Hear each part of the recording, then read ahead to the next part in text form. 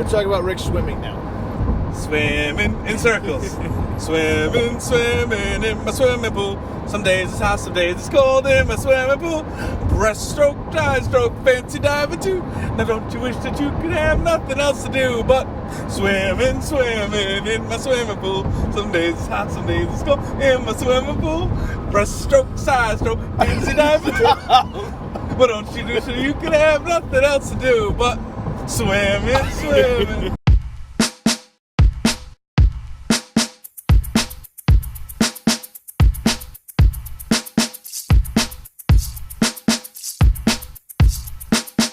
Tom Murphy here, still in the mobile lab with my man Rick Yaris, World Hope expert. Hey, we're going to talk a little perspective here. You know, button number one, our friends out at home, is perspective. When we go and talk to young men, young women, we're always challenging our perspective. And we got to talk about this thing real quick, Rick, called cyberbullying. We know that bullying is comprised of four things. It's habitually intimidating smaller, weaker people, and it's not an accident.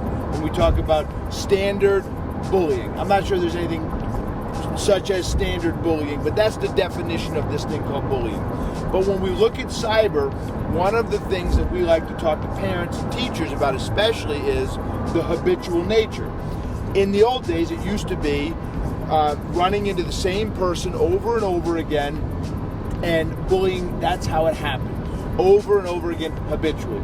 Today we find that because of the internet and social media, young men, young women can actually be bullying themselves. That sounds kind of weird, but the fact is that how many times have we all liked or posted a comment and gone back to see how many times people have checked it?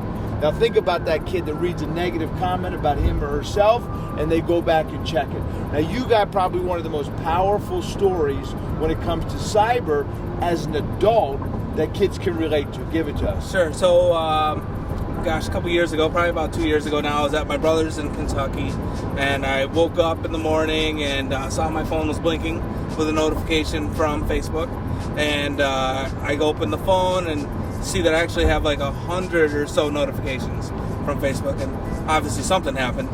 So I clicked on them, and I saw that I was tagged in a post by a friend of mine. My friend tagged me so that I could see it, and I clicked on it, and it took me to a picture of myself speaking at the National Wrestling Hall of Fame when I was inducted, and above it were some pretty hateful words, and I can't repeat the entirety of the message because it was very hateful and some pretty terrible things that were said, but I can say what the last line said, and the last line said that I wonder if his ears are still on the side of the road in Iraq with the rest of him. That was the nicest thing. It's the only thing I can really repeat. So I read that, and I kind of laughed about it because it was about me and whatever. I can handle that type of thing. I'm an adult. I can get through it. And I read all the messages, and all the messages were people saying, you know what, Rick, we got your back. You know, screw this guy. He's an idiot for saying those things. And basically, like, putting their virtual arm around me. And, you know, it felt great. And I appreciated all of the help that I was receiving. I didn't really do anything about it. I just kind of let it go. And all of a sudden, I realized what was happening. These million people, there was 1 million people who commented on this and saw this message. And all those people were putting their virtual arm around me, but at the same time, all they were doing was showing hate. And that was what got me. Yes, they were supporting me, but they were showing hate towards somebody else that they've never met in their entire life. And this guy ended up having to change his email address. He had to, he was getting death threats on his cell phone. He had to change his phone number. I believe he had to move out of his house. He lost his job because of the messages he was getting.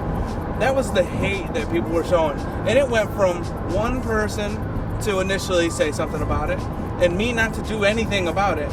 And it built into 1 million people who hated. That's the power of hate. And I just didn't handle it the right way by just letting it go. Right. So listen, next time in the lab, we're going to talk about how Rick changed his perspective and the game changed. He went from one person that sent a message of hatred, and I'll be honest with you out there, folks, I was one of them. I remember when Rick forwarded me the post, I was so angry that this guy could say something not just about an American hero, but about one of my best friends in the world. And I was one of those people, and Rick, he had to slow me down and say, hold on a minute, man, it's not that big a deal. But I thought it was. But as the story unfolds here, you're going to see how Rick Yarish handles it. But we're going to learn about that next week in the lab, in the mobile lab, Rick. Here we go. Boom.